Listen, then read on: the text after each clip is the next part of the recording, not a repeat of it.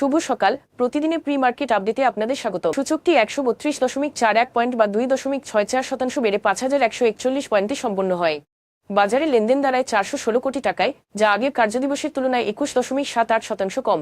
Bangladesh bank বিদেশি বিনিয়োগকারীদের জন্য মূলধন প্রত্যাবাসনের সীমা বাড়িয়েছে। এখন থেকে পূর্বানুমোদন ছাড়াই বিদেশি বিনিয়োগকারীরা সর্বোচ্চ 100 কোটি টাকা পর্যন্ত মূলধন দেশে থেকে নিয়ে যেতে পারবেন, যা আগে ছিল 10 কোটি টাকা। আন্তর্জাতিক মানের সঙ্গে সামঞ্জস্য রাখতে এই সিদ্ধান্ত নেওয়া হয়েছে।